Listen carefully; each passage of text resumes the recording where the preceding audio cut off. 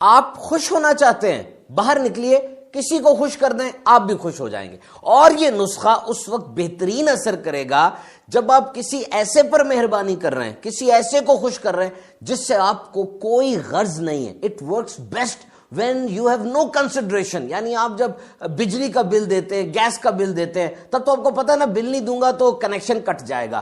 یہاں آپ نے اس جگہ مہربانی کرنی ہے جس سے آپ کو کوئی غرض نہیں. مسجد میں نماز پڑھنے جاتے ہیں، ایک صاحب ہیں جو تتلا کے بولتے ہیں، یا کوئی اپاہج ہے، کوئی اس کو ملتا نہیں ہے، آگے بڑھیں، اس کو گلے سے لگا لیں، دیکھنا کتنا سکون ملتا ہے. یاد رکھیے محبت اور خوشی both the things are directly proportional. یعنی ایک بڑھتی ہے تو دوسرے بھی بڑھے گی، ایک کم ہوتی ہے دوسری بھی کم ہوگی.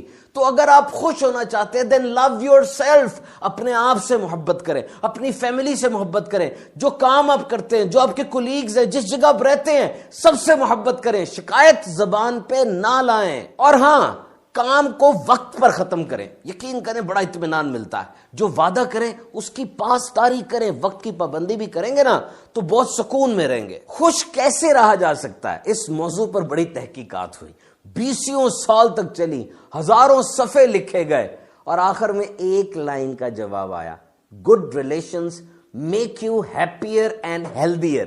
اچھا رشتہ ہوگا نا آپ کا کسی کے ساتھ تو آپ نہ صرف خوش ہوں گے بلکہ ہیلدی اور صحت مند بھی ہوں گے. تو اپنے رشتہ داروں کے ساتھ اچھا سلوک کیجئے، پیار کیجئے. ابھی فون اٹھائیے، اپنی وہ بہن جس کو کتنا عرصہ ہو گیا آپ نے کال نہیں کی، اس سے بات کیجئے.